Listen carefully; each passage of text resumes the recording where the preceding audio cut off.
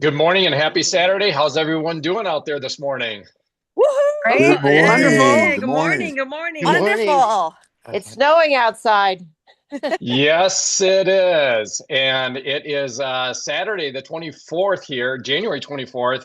And the relevance of it being Saturday is for anybody that's watching the weather reports. It seems like the entire United States, some 2,000-mile stretch, is got some hardcore winter weather coming in with some snow and some cold. And certainly here in Michigan, we are definitely in the cold for sure. But it is hot. It is warm in this environment of Voices of HealthPointe, and we are off to another episode. For those that are new to this is where once a week, pretty much once a week, unless we were traveling or something, we just kind of get together, a group of like-minded people that are all either actively engaged in HealthPointe or maybe coaching HealthPointe, and it's just an opportunity for us to get together for an hour to, just share concepts, go through some docket items, and just be like-minded. And for those that aren't able to or choose not to be part of the live program, these episodes are uploaded onto the HealthPointe channel called Voices of HealthPointe. So as we often do is we have sometimes some prepared docket items that people will go through, and we'll kind of go through those prepared docket items and then open it up to the fun kind of tapestry of communication that happens. And this morning, as sometimes happens, it appears that pretty much I just am the only one with a docket item, which sometimes we fret about in the preamble. And then we remind ourselves, no, we're always going to have be running out of time here at the end. So I'm going to jump right into my docket item, which is called The Power of the Pack, How the Biology of Belonging Drives Change. And before I do so, I want to remind everyone that the content shared here is for informational and educational purposes only. It is not intended as medical advice, diagnosis, or treatment. Always consult your healthcare provider before making any changes to your health routine. Our discussions draw on wellness concepts similar to those found in the HealthPointe methodology, which we hold in high regard. The ideas presented are independently developed and do not represent or speak on behalf of the HealthPointe brand. Okay, with that, we're going to talk about the power of the pack, how the biology of belonging drives change. There is a quiet assumption among many people that many people carry into a health journey that change is a solo project. That if you can just get disciplined enough, informed enough, or motivated enough, everything will eventually click. This belief is so common that we rarely question it. We simply accept that progress should come from inside the individual and that needing support is somehow a weakness rather than a feature of being human. But biology tells a very different story. Humans are not built to regulate behavior in isolation. We are built to do it in groups. Long before nutrition labels, fitness trackers, or personal development plans existed, survival depended on belonging. Food was shared. Movement was communal. Sleep followed the rhythm of others. Safety came not from willpower, but from proximity. That wiring has never gone away. You can feel it anytime you step into a stadium filled with people wearing the same colors, chanting the same songs, and reacting as one organism. Your heart rate changes. Your energy lifts. You find yourself more animated, more expressive, more engaged than you were an hour earlier sitting alone on the couch. Nothing about your individual character has changed. The environment has. The effect is not poetic, it is physiological. Neuroscience has shown that humans continually attune to the emotional and behavior states of those around them. Mirror neuron systems in the brain help us unconsciously adopt the posture, tone, pace, and even emotional states of others. Hormonal signals like oxytocin increase when we experience belonging and shared purpose. Cortisol levels tend to fall when people feel socially supported, even when the external challenge remains the same. In other words, community changes how the nervous system interprets effort. This is why certain environments feel heavier than others, and why others feel strangely light, even when the work itself is not easy. There is a well-known dog trainer many people have watched on television over the years who demonstrated this principle beautifully. He could work one-on-one with a dog that had severe behavioral issues, and his individual techniques were impressive. But the most striking moments often came later when that same dog was introduced into a larger group of calm, well-regulated dogs. Different sizes, breeds, and temperaments, all moving together with quiet confidence. Something remarkable happened in those moments. The problematic dog did not need a lecture. It did not need repeated correction. It simply adjusted. Slowly at first, then more naturally, it began to mirror the energy of the group. The pack became the teacher. Humans are no different. When you are surrounded by people who prioritize health and wellness, who regularly prepare nourishing meals, protect time for daily movement, and build consistency around sleep, walking, and recovering, those behaviors stop feeling exceptional. They begin to feel normal. And when the healthy living feels normal rather than aspirational, the brain expends far less energy resisting it. This matters deeply in health behavior change because resistance is one of the most misunderstood forces in the process. When someone tries to change eating patterns, movement habits, or daily routines in isolation, the brain often interprets that change as threat. Threat increases stress signaling. Stress narrows focus, and narrow focus favors short-term relief. This is why so many people feel like they are constantly fighting themselves. But when the behaviors are embedded in a shared rhythm, the interpretation shifts. The nervous system no longer asks, why am I doing this? But rather, this is what we do here. That subtle change in framing alters everything downstream. This is one of the quiet strengths of having structured community within HealthPointe. A client may appear to be simply checking in with their coach and encouragers each morning, but what they are really checking into is a small community that shares the same priorities, language, and direction. That sense of belonging matters more than the mechanics of the check-in itself. Being seen by multiple people who are oriented towards health and wellness signals to the nervous system that this effort is supported, shared, and safe, and that biological sense of safety makes change far easier to sustain. As the weeks of a 6-week cycle unfold, something else begins to happen. People start recognizing themselves in others. Someone else mentions irritability in week 2, and suddenly that experience feels less alarming. Another person talks about steadier energy or fewer cravings, and hope becomes more concrete. The nervous system relaxes, not because the work disappeared, because uncertainty did. Community does not remove effort. It reduces uncertainty and friction. This is why having encouragers alongside the coach for morning check-ins adds value, not because support was lacking, but because the human nervous system responds more powerfully to belonging than to instruction. Okay, honey. Being witnessed by more than one person creates a sense of shared orientation and social alignment, and that collective presence changes how the body interprets effort. A small group does not just... One moment, guys. Let me handle a mute all here. Just let me handle something here.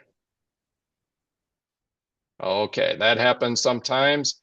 We have some hot mics going on, and we're back on it. Okay. So, being witnessed by more than one person creates a sense of shared orientation and social alignment, and that collective presence changes how the body interprets effort. A small group does not just offer more voices, it creates a biological signal of inclusion, which lowers resistance and allows healthy behavior to feel more natural and sustainable. Importantly, this kind of community is not about hype, pressure, comparison, or performance. It's about co-regulation. In physiology, co-regulation describes how one nervous system helps stabilize another through presence and consistency rather than instruction or force. Infants rely on this from birth. A baby cannot calm itself when overwhelmed. When a baby is held, spoken to softly, or soothed by a parent or caregiver, the calm nervous system of that adult helps organize the baby's own nervous system. Heart rate slows, breathing steadies, stress hormones decrease. The baby is not choosing calm. Calm is happening through connection. What is easy to forget is that this biological need does not disappear with age. Yes, adults become more capable of self-regulation, but we still rely on co-regulation, especially during periods of change, uncertainty, or effort. When co-regulation is present, the nervous system feels supported rather than threatened, and the body becomes capable of adapting without overwhelm.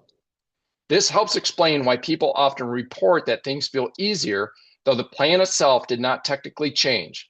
The meals are simpler, the steps are similar, the check-ins are similar. What changed is the social environment around those behaviors. They are now embedded in connection, shared intention, and a sense of belonging rather than being carried alone. So when we talk about walk and talks, group check-ins, shared rhythms, and layered support within HealthPointe, we are not adding extras. We are restoring something ancient, a reminder that health was never meant to be a solitary pursuit. Progress accelerates when people stop asking themselves to be stronger and instead allow themselves to belong. The pack has always known this. The biology of belonging is still present. Okay, guys, that's my docket item. Again, I've muted everyone, so if anybody cares to comment on anything, you will need to unmute. And let me also let some people in here. Again, just a reminder to everyone, if you have people that are joining us, they're welcome to join us at any time after the 8 a.m. Eastern Standard Time. But if I'm in my docket item, I can't typically be admitting people as well. So it has to wait till my docket item wraps up, and then I can get them in here. So just tell them to hang tight, be patient, and I'll let them in the room for sure. So anyhow, guys, that's the docket item on the power of the pack, how the biology of belonging drives change. Yeah, I could comment. I was thinking as you were going through that in the Atomic Habits book, which I got a couple books going, and that's one of them. Yesterday, I was reading the section on, or rereading the section on identity change and how we don't change our behavior, we change our identity and what we like. I'm not reading a book, I'm a reader. I'm not doing this, I'm not exercising, I'm an athlete, or those kind of things. In other words, changing your identity. And it says that's why goals just per se don't work like identifying. That was one of the 3 levels of goals anyway. And it just talked about, if you're hanging around people, just like you said, that are doing things and you feel like, well, that's me.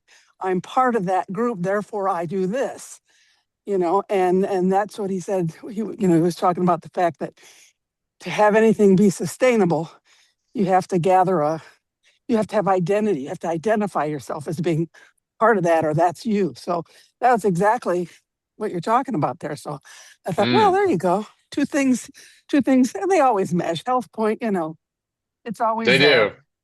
Everything comes back to it. That's so true. That And is Eric, so true. Yes, Sharon. yes, that is why I think Carol is so good when she does her Monday night lean team and she includes so many people and makes people feel welcome. And this is the new person, and let's hear from the new person, because that just builds community. I think very, very quickly. And the Zampas are just great at that. Totally agree. Yeah. Amen to that. Amen to that. I'm a firm Yeah. believer of stories, and stories are what make up the community. And the best of speakers can never touch what a story or a picture or whatever. Things just like the most recent was Laurel. We were just discussing, but some of her transparency. Um, Even as hard as those types of things are for people to share, the transparency of their downfalls and their non-scale victories, those are more powerful than any coach preaching to anybody. That's why I think the community is so great, because no man is an island. We are all in this together. And the quicker and more effective we can get our folks understanding this and I don't want to say hooked into the community, but understanding the power of the community, the much easier road they're going to have, the much more enjoyable, and the much more that when they pay it forward, they're going to be able to extend that to others. So I say, whether it be a topic or it be a story, um, Mondays is all about you and different people chiming in, or in Mondays a little bit more I don't want to say more organized, structured, but people, volunteering their expertise, because nobody knows everything all the time, and I'll be on the What? Nobody does? nobody. I will be the first in line to say that. Being a sanguine, um, I have to write everything down, tell by a story. That's how I remember. Um, so yeah, that's thank you, Sharon, for that. But it's all about all of you. But as I was listening to Eric and the community and the pack, we were discussing a few days ago some of the things that are as you read, you might not get something at that point you're reading, but when you go back and reread something or pick up because you haven't finished the book later, how relevant it is. And Nancy Dorner for years has been talking about the Happiness Advantage book. And I will tell you that I read through it at Christmas and fell in love with it, and actually sent a copy to my granddaughter and our son, her father. And but then I never finished it. I got home and I didn't finish it. And then in January, when things calmed down, I went back and did the last portion of it. And it was exactly what Eric's talking about today, that power of community.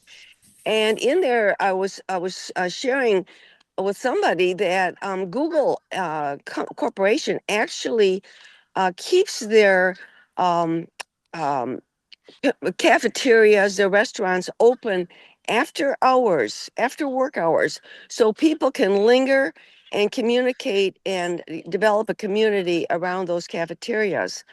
Sometimes they just want to wait, because of traffic and what have you. And they provide that because they understand the community. And more corporations are really getting into this. The other book that I absolutely love, and that's why the power of the books, even if you don't read all the time, just order the books and have them available, because you never know when one's going to hit you, and it's usually at the right time. But a year ago, last summer conference, when we had our intensives, well, it wasn't a year ago, it was last summer conference, and the wisdom of the Australians and the book that they gave us as part of the package, willpower won't or doesn't work. And I read that right away, and wow, in there, it was the first time I'd ever heard it. It said, if you have a community that you're involved with that is detrimental to where you want to go or the thing you want to accomplish, really look carefully at that community or at certain relationships anyway. And if you have to, change them. Not that you're going to ostracize yourself from other people, but if you have a situation where it's constant drawing you away from what you want to accomplish, or input from people that is detrimental to what your input should be, sometimes you just need to move away from that a little bit. Good morning. You need to move away from that a little bit and get into a community that is serving you better. because you need all those sources and those strengths, especially in the very beginning as you're establishing habits. So all these books are so great. That was The Happiness Advantage, the one I just recommended. And I can't think of the name of it right now, about tiny habits. Oh my gosh, that little book is such a great, quick, simple, big letter, spaced out, easy to read, quick read for a brand new person. It really brings out a lot of very simple things and very, very small steps that any brand new person can assimilate and start to ingest in their thinking and in their whole scheme of things. So anyway. Thank you for sharing. My name is Adrienne Pearson. I'm a new IBO. I think the Mway products is worth selling, and I'm starting my small business. And I'm thankful to be here this morning. It's probably about negative degrees. It's snowing outside. So yeah, just kind of doing my walking around in the house. And welcome, Adrienne. Yay. Oh, yeah. Welcome. We're so glad you're here. What state are you in, Adrienne? I'm in Colorado, and that was my mentor, Altalee, and see if Lon's there. We're in Colorado. All right. Well, welcome. Great to hear from you. It's funny that you chime in here. I was just about to say, and I know we're trying to repeat this every week, is that we want to hear from kind of like the newer people. So thank you, Adrienne, for chiming in, and so great to hear from you. And hope you're staying warm while it's cold and snowy outside, and all of that stuff is moving through the country. Great to hear from you. Thank you. And Adrienne, you are the richness of how these communities survive. It's folks like you chiming in, brand new. This is what it's all about. So thank you for sharing this morning.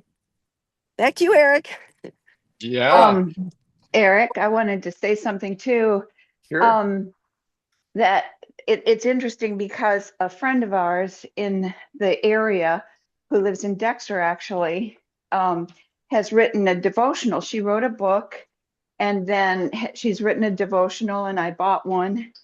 And it was interesting because in our conversation, when I picked it up from her, she was talking about community and about, needing to be part of a community and so forth.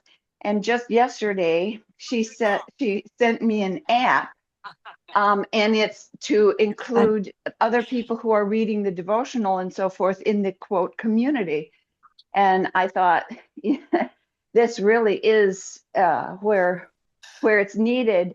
And it seems to me that one thing that has brought this about as to become quote the sort of the buzzword at this time is because so many people were isolated during the pandemic and everything went to Zoom. People started working from Zoom. Our networking businesses were held all on Zoom. Everybody was alone.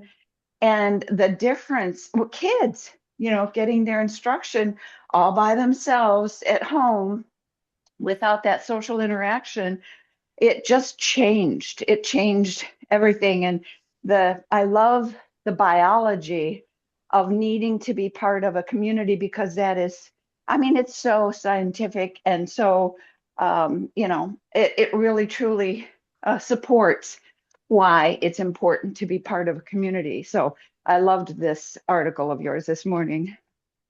Great, Pam, and so true. Pulling from that piece this morning, and Zoom, it's tough to hold a baby on Zoom, right? To soothe that baby on Zoom. Again, Zoom is wonderful. Here all of us are be able to connect.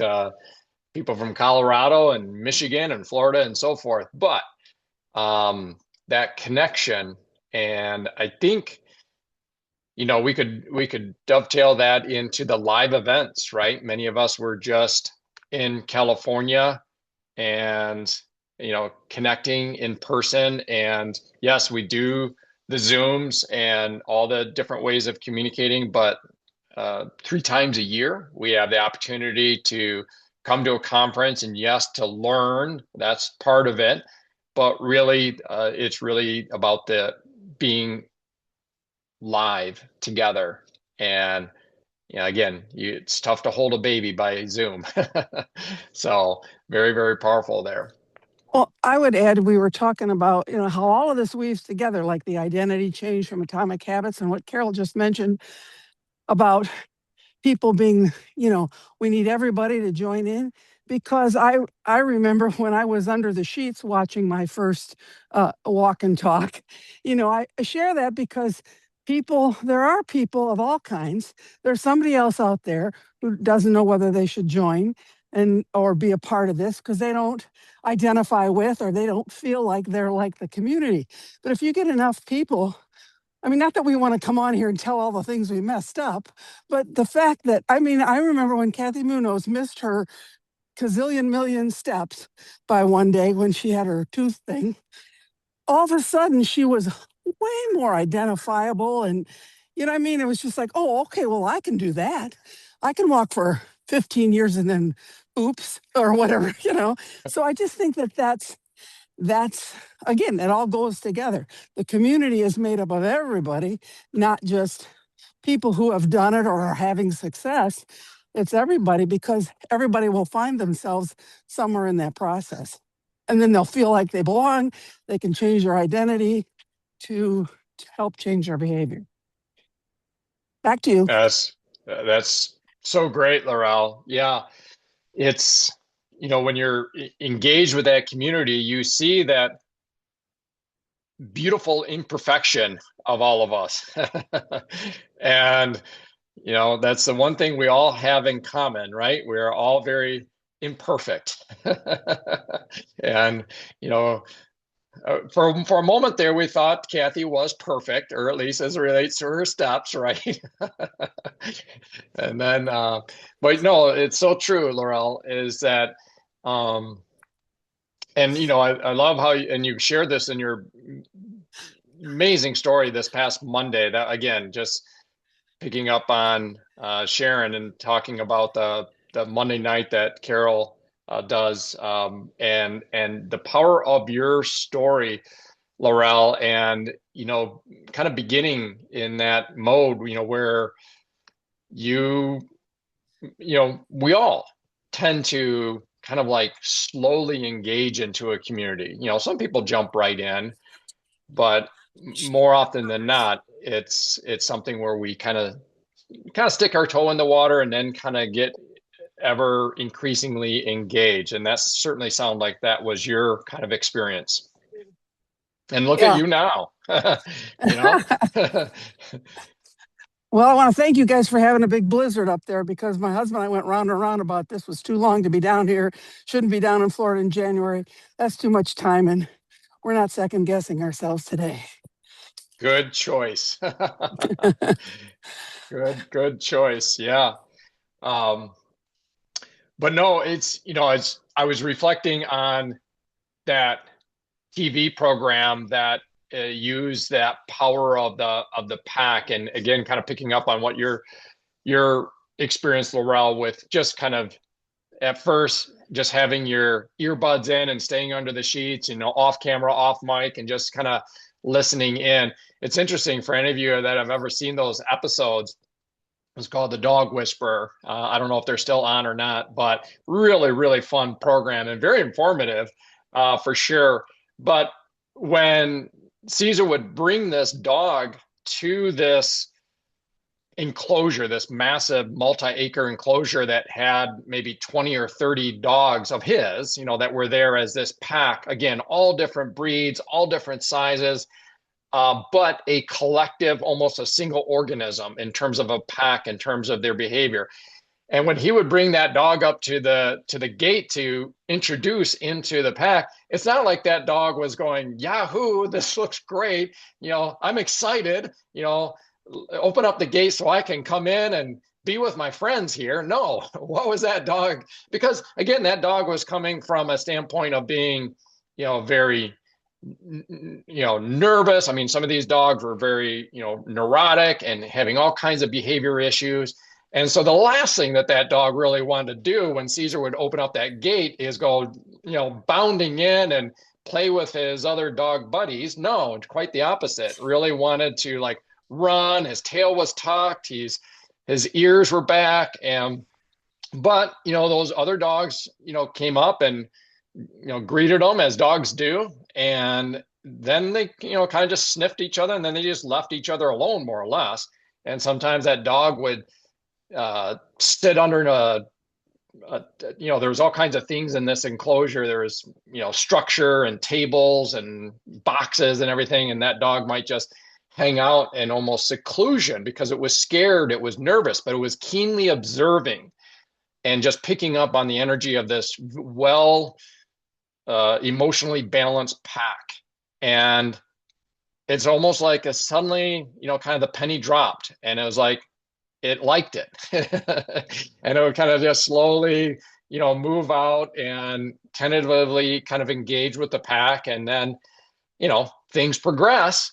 And then, it's really part of this healthy community of dogs in that case. So it's understandable, I guess my point is it's understandable, Laurel, whether it's your story, which you very transparently shared, or probably 90% of the people's story that took these steps to engage in the HealthPointe community for the sake of their health. Maybe it was weight loss, maybe it was, some metabolic markers, some blood panel results that were pretty scary. But coming into that community is so powerful. In fact, I would say probably the coaches out there can relate to this. If someone is struggling versus if you compare and contrast somebody that struggles with HealthPointe versus somebody that really does well, probably the single biggest thing that I observe is if ones that struggle don't engage in the community. Okay. Now, what is that community? Community can be listening to the audios, certainly these walk and talks. And sometimes schedules can conflict, but good grief, these days, there's so many different time frames. Here we have Saturday morning at 8 a.m. We have Monday night at 8 p.m., which Carol will be talking about here in a second. We have Monday morning at 6 a.m. Eastern Standard Time and 9 a.m. Eastern Standard Time. We have Thursday morning at 9 a.m. Eastern Standard Time and Thursday evening at 8 p.m. Eastern Standard Time. So you've got Saturday, twice on Monday. No, I'm sorry, 3 times on Monday, 2 times on Thursday. Pretty good chance that if you chose to, you could plug into one or more of those to be part of that community. So I don't think that schedule or being quote unquote busy is really much of an issue these days with so many opportunities. So plugging into that community is very, very much part of this. And it's great how Network 21 is really enhancing it with kind of this encourager notion in the coaching and check-in process too. I don't know if anybody wants to comment on that or anything else as we move along. And speaking of Carol too, I know, Carol, we want to talk about Monday evening, but anybody else, any new people, any more new people? Loved hearing from Adrian.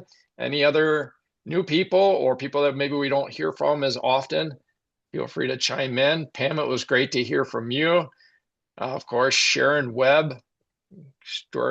You guys are getting some cold weather in Texas, I hear too. Yeah. Eric, Yes, you Carol. mentioned about encouragers, and I have a new person that has started HealthPointe, and they started before but never started. It was kind of a pseudo start, and this time they said I've absolutely got to do something about it. And I put 2 encouragers, I'll just say Laurel and Kathy, I used with this woman, and the things that, and encouragers don't need to do this, but Laurel told a beautiful story. Kathy told a beautiful story about herself, short, brief, but where they came from on the HealthPointe journey. I think they sent pictures too, if I'm not mistaken. They both sent pictures. And then Kathy sent a couple of things, and I think maybe Laurel did too. Just little quotes and things. I just shot them over. So an encourager, when you see a little inspirational one-liner that you think could really help that person, to just screen shoot that and shoot it over as your, hey, you can do it, reminder. I think those things really help. And it's interesting, the difference this time versus the difference in previous times is the responsivity.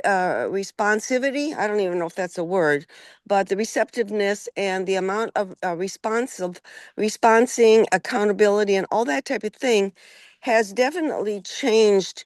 And I really believe it's because of the encouragers. It's not me just shooting stuff at them. It's the encouragers and people that they are just getting to know. And so it adds a real luster to that HealthPointe journey for the new person. So I really believe in the power of the encourager. And there was a panel on one of the connects a few months ago, and it was of encouragers, and they really brought out a great point, a lot of great points about having an encourager. And an encourager also is a great step as you're moving along in your program. Maybe you haven't completely finished your total end goal yet. Maybe you've got some more to go, but you can still be a great encourager if you've been on the HealthPointe program for at least a couple of cycles.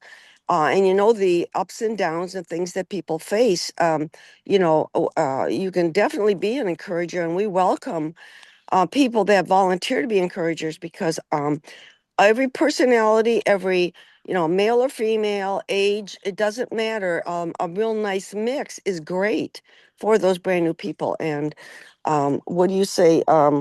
No man is an island. You do that thing on the metabolic adjustment, which we have to do that again. That's really Yeah. good about the desert island effect. Yeah. But it's that kind of concept. So anyway, I don't want to take any more Yeah. time, but it just made me really think about that. Well, we're Great. talking. Great. Go Go ahead. ahead, Laura. No, Hi. no. Well, Go ahead, Laura. we're talking about encouragers, so I would just say, this is my first time to do encourager, and so I would encourage other people, even if you just started, because one, it reinforces what you're doing, but the other thing was Carol's just starting to use. We're just using the templates that Natalie shared, the other day. I mean, all the things you copy and paste, and day one, day two, that kind of thing, and so they're new to me too. But what I did a couple of times as an encourager, Carol would send out, I don't know, day two, and it's got a lot of information on it. It's all important. But I remember when I started, it's like, oh my gosh, there's so much. So I kind of respond. I looked at what Carol sent and I thought, oh, this is great information. But as a new person, it's a lot. So I chimed in one time and said, oh yes, I remember when I saw all this and figured I'm not sure about this is way too much. And I just said, just do the best you can and you'll get the hang of it eventually and it'll get a lot easier. And I think that helps because Carol can't say that. She just sent the information out. So she can't retract it by saying, well, that's a lot I just gave you. I mean, she sort of does, but but to have somebody else say, oh yeah, okay, I remember all that stuff, which is second nature now, a lot of it. Not all of it, but so No. anyway, I think that an encourager can just, as long as you're being positive, just speak, okay, how would I react if I just saw that and I'm in my first week? So I think it's a great concept. That's a very good point. And yeah, you pulled it out of deep yogurt, as Jim Yeah. Dornan would say. And after you send it and then you look back, you think, ooh, that's a little much. But of course, and that's my observation. But yours is a person on the journey right now, recollecting to the new uh, person, because it's still fresh in your mind, is really powerful. Yeah. For sure. Yeah. Yeah. The new person, it's like they come in for a drink of water and a fire hose comes at them. So it's great to have that encourager, and Laurel saying, oh, I remember this. I can, this fire hose will subside a little bit. I wanted to, because I think we're going to increasingly be talking about the encourager, because it's such a really, really great additive part of the process that many of us got engaged with and learning when we were at conference. And it's all very, on the one hand, it's very intuitive, but at the same time, it's good to, what did Nancy Dornan say? Teach deliberately what you do instinctively, right? So sometimes it's good to be very deliberate and instructional in some things here. And one of the things that I wanted to point out about the encourager model, I know, Carol, you and I have talked about this. Actually, Emily and I were just chatting about this last night over dinner, and I think it's relevant to our audience here on the Walk and Talk, is that with the encourager model, so what this is, for those that aren't familiar with it, is that when you do what we call the WWW check-in, when you're checking in every morning, you wake up. The second W is you empty your bladder. We call that wee, okay? Or I think it was Ben Physick that says you wake, you wee, you weigh. And it's kind of a funny way to call it the WWW check-in. But, that historically has been with a coach, meaning singular coach. And now it's a coach. And if it's structured, if this is available to you, it's a coach and one or more encouragers. And as Carol was mentioning with this particular client, there's Carol as a coach, and then Laurel and Kathy are the encouragers. And so that's what the encourager model is when you're checking in every morning with your WW check-in, you are checking in into kind of a small group instead of a solo coach. More broadly, what is the value of this encourager model is twofold. And I think this will be relevant to all of us here and as we move forward. One, and what we're talking about so much, is about the client perspective. What is this client receiving in terms of the value of this? And we've talked about that, this community, the ability for a check-in to happen, a response of some needed material from Carol, the coach, and then the chime in by the encourager, Laurel in this case, and kind of that. So that's the value for this client as they are working on their health and wellness and weight loss and so forth. Beautiful. That's one value of this encourager model. The other value of the encourager model is that it's a bridge for those that choose to, that want to go from being this client that has done a 6-week cycle or maybe multiple 6-week cycles to becoming a business owner, a full-on coach. That gap, that jump, that leap, for many was a little daunting, right? You've never been a business owner. You've never aspired to be a business owner, maybe. Entrepreneurship is something new and strange. Maybe you've had another career, but maybe it would involve something totally different. You went to work, you sat in your cubicle and you did your work. And for years and years and years, maybe decades, that's how you operated. So this concept of entrepreneurship, of owning your own business, yeah, maybe it was out there somewhere, but you've never really experienced anything else like that. And suddenly in this model, you could have somebody saying, well, you've done a 6-week cycle and you did terrific, or you've done 4 6-week cycles and you've lost 50 pounds. And people are asking you how you did it. How did you lose your weight?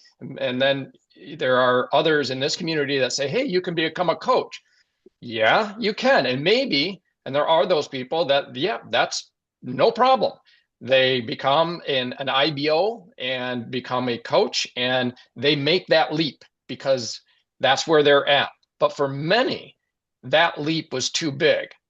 So this encourager role allows to bridge that gap, to be part of, in this case, there's Carol, now Laurel and Kathy are also IBOs, but if they weren't, if Laurel had just had her extraordinary HealthPointe journey that we learned about on Monday night, 76 pounds down, multiple, experiences, dog bites, hands, not, having a neurological issue or something going on with their hands, and all this experience and multiple cycles, maybe close to a year of cycles. But instead of making that leap to becoming a coach, you can instead become an encourager. okay, and get that experience, kind of the training wheels of this environment and how to work with a client and so forth. So, but then in time, if you want to, and this is kind of fun and you see, the profitability of it, and you would consider entrepreneurship and owning your own business, now to go from a encourager where you are kind of a very high level encourager, you've been doing it a lot, you feel very comfortable with it, to make that step, that small step from encourager to an IBO is a small step. So that gap gets shortened, that gap gets bridged, going from a successful client experience to a business owner. Now, again, you don't have to do that, but for those that would want to, and many do, especially in current economic environments, they want to be health and wellness coaches. This is a segue into that. This is a interim step of being an encourager. So I just want to point that out, is that encourager role is super valuable for the client, number one, and really great for the aspiring business owner, number two. Okay, so two things to that encourager. That is really great perspective, Eric. And I think it shows an all-around big picture, because as they listen, new people listen to the messages, the daily messages, there will be business references. So it kind of at least helps open the door to what the possibilities are. I think if we even I'm a real mini step person, because maybe that's the way I assimilate things. But as a new person also, we talk about community, and if you talk to a community, to a new person, they don't see faces, they don't see episodes, they don't see events. They only see their coach or their sponsor. If they're an IBO, a new IBO, that's all they see. But if they're on the HealthPointe program, and you talk community and say, hey, I got a couple of friends of mine that I'm going to kind of attach onto this template that you fill out every day. And they're on their journey. They're doing a great job, and I know you'd love them. I'm going to throw them on and let them introduce themselves, maybe throw a couple of pictures, give just a little bit of background. And these can be people that'll encourage you along the way. They might even have a tip for you here and there together. So we're working as like a little mini community. So all of a sudden now you're interjecting this mini community of two more faces along with the coach to this new person. And then maybe one of those encouragers can say, hey, so-and-so, Mary, you know what? A Saturday, we're having something called Connect to Health. And it is just, and then blah, blah, blah. And that person can say, when I was new, boy, that helped me a lot. And they can give that brand new person perspective from a new person's point of view rather than a coach's all the time. So I think that can be even a mini step to the community aspect, and then the community aspect to the functions, then to ultimately what you're talking about, and that is becoming a coach yourself. Excuse me. Sorry, little interjection there. I didn't see him around the truck. Anyway, so that's just a couple of observations that I think would be helpful to new people. That's great. Yeah, I think, and perhaps here on these, Saturday mornings, we're going to continue to unpack and inform, this beautiful process of the encourager model, the encourager addition to that. I love how you say that, Carol, where you say, hey, I have a couple of friends of mine, right?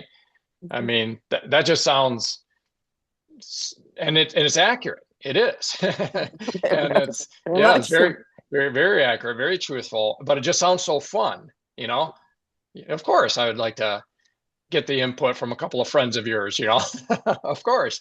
Sounds great. Can I add a comment in here back to community? I know I'm talking a lot today, but love it. Another aspect of community is a good example of what I'm doing right now. We're down here in Florida, but we have family down visiting, and they're not HealthPointe. And they're using words as they watch what I do, and I don't think it is, but he says, "Oh, you kind of." She had to Al. He goes, she's kind of rigid about some of this, about her food, huh? And I'm like, I'm eating the same stuff they are. It's just that I eat, I do what we do. And I've strayed a little bit just so, I don't know, I made him feel comfortable, and it's Add More Food Week, right?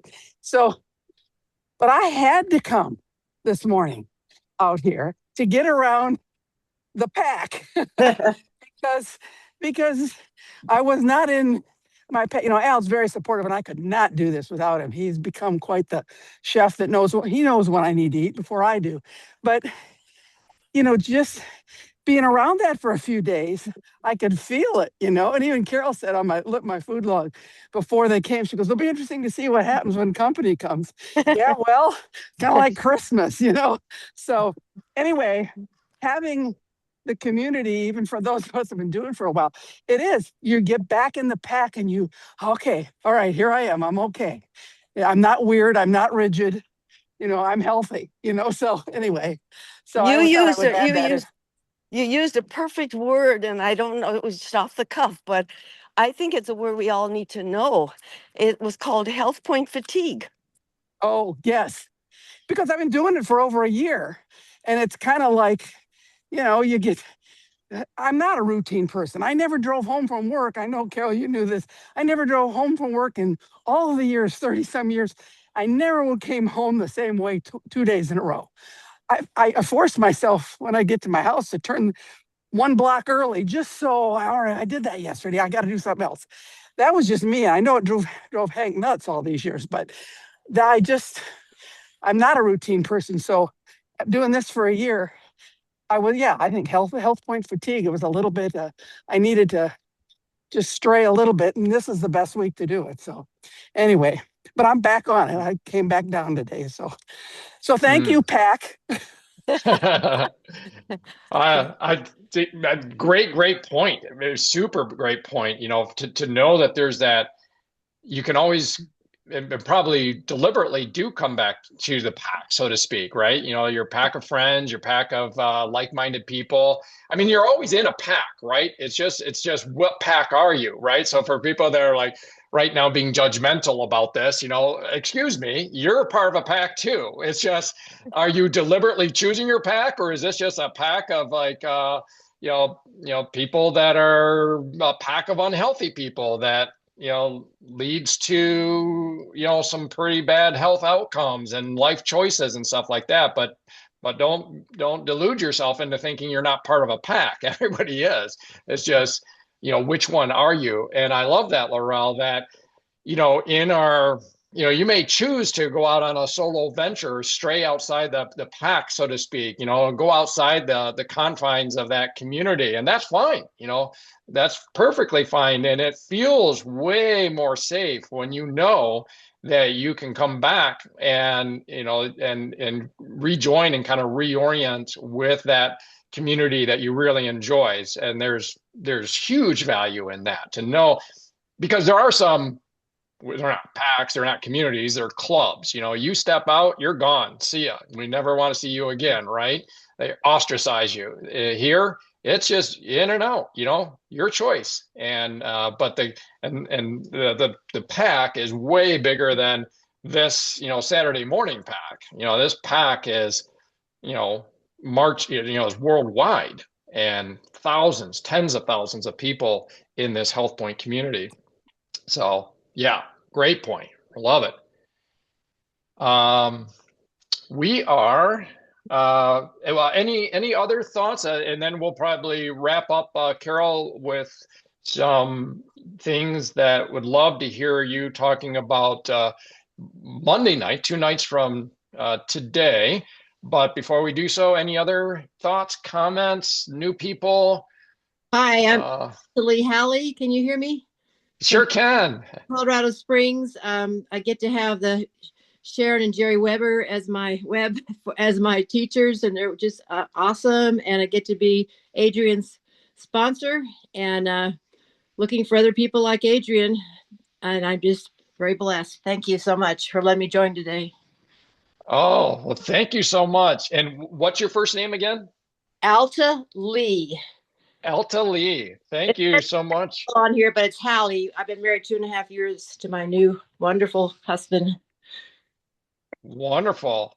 Alta Lee, so thank you for so much for chiming in. And I'm sure Adrian is very grateful for having you in her life. And we're grateful for both of you being on here. And hopefully you're getting great value out of the random conversations we sometimes have in here. Not random. This is actually very, very informative. So This I'm is going to Adrian. I am grateful. say again. I'm going This is out Adrian. to my house. I want to congratulate both of the ladies because it is 2 hours earlier in Colorado, correct? Yes. So you got up extra early. So we are so glad you're on our call. And let me tell you, Sharon and Jerry Webb are primo. I don't know of a more exact word for that classy couple of information, experience, dedication, and just flat out beautiful, beautiful friends. So you are very blessed and welcome. Thankful. Yes, absolutely. Yep. I love, geez, I think when you're mentioning that, Kara, I think of, Sharon's segments on omegas. I mean, wow, brilliant. Talking about the Moral Oh, Orange product. And then Jerry and Jerry talking about his steps, and sometimes we see him, getting his steps in. Sometimes behind camera, right? Where Jerry is getting his steps in, sometimes inside, and just gosh, is right alongside there with Kathy in terms of the number of days of getting X amount of steps in. I mean, the incredible consistency. So yes, Altalee and Adrian, you guys are so fortunate to have Jerry and Sharon Webb, for sure. So great stuff.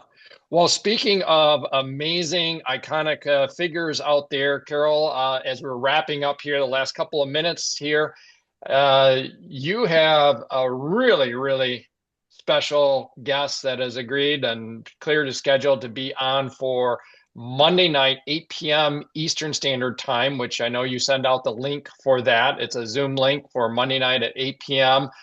And can you tell us more about that and what we can expect? yeah, I'll just take a moment as we wrap, but Dr. Stu Mann has been a longtime friend with his lovely wife, Charmaine, of Hank's and mine for many, many, many years. And Dr. Stu has always been a huge proponent of HealthPointe. He's worked with his patients with it, but more importantly than that, he is a real expert on Neutralite from his exposure. Many of us have had the the benefit of going to the farms in California and the Center of Optimal Health. We took actually the last tour of that, where all the scientists reside and do all of their unbelievable work for Neutralite Corporation, which is our choice of supplements. But Dr. Mann has also gone to other farms, and in particular to China. And so I asked him to share some of his experiences talking to the scientists, experiencing the fields, experiencing Neutralite all these years. And for those of you that have chosen to go to our quarterly conferences, he's multiple times been speaker, in particular about Double X and Neutralite as a corporation. So I asked him if he would touch on that, especially for the new people, because many times when a person starts, sometimes they're on Neutralite, or sometimes they're on supplements that they've bought off Amazon or a health food store or whatever. And if they were like me, I had no idea quality, and I didn't know how to check things or any of that. And so Dr. Stu really brings out the importance of the quality and why Neutralite stands far and above anything you can get in the marketplace today. So he'll do a wonderful job of that and really help a new person understand that, yes, Nutrilite is not the most inexpensive supplement, but it is the best. It is the #1 best-selling supplement worldwide. They have been in business almost 90 years. I think they started in 1937, and they have never, ever had a recall. To be able to say that, never have a recall on their products, is amazing. And they can go back to every single one of their supplements, right to the farm it was grown on, when it was grown, when it was harvested, when it was packaged, and when it was sent out. And so there's some amazing things that he'll bring out. So make sure that you have people that are questioning supplements, or they just want more information about Nutrilite and why they're spending that money.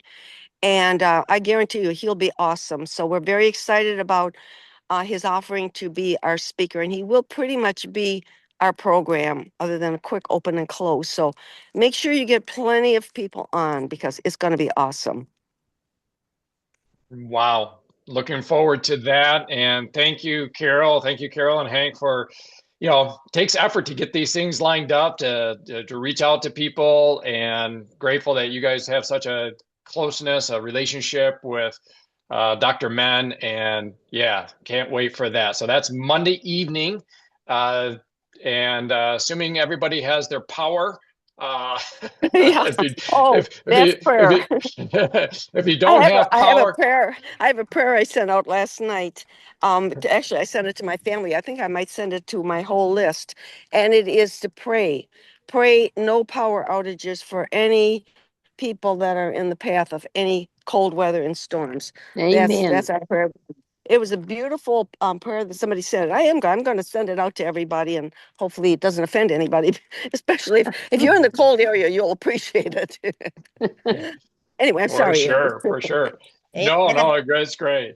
No, up here in Michigan, we're kind of used to this stuff. I mean, power outages are just another thing, but in other parts of the country where, snow and ice and sub-zero or sub-freezing temperatures are not so commonplace, it can really be a different ball game, with the infrastructure and stuff like now. But hey, you have 2 days to prepare for Monday night, so you can always drive north or south or wherever you need to go to make sure you get a cellular signal to be able to tap into Monday night. I kid, of course, but really looking forward to it. We will wrap with that. Everyone, this has once again been an amazing roughly hour. Loved hearing from the newer people. Adrienne and Alta Lee, thank you so much for chiming in, and for everyone else that's contributed. Of course, the list is long of names, but really fun. I'm certainly grateful to be with my pack here, my friends, every Saturday morning. So thank you, everyone. Everyone stay warm, stay safe, and we'll plan to see everyone next Saturday, same time, same place. Until then, bye-bye. Thank you, Eric. Thank you, Eric. Bye, everybody. Bye. Bye. Bye.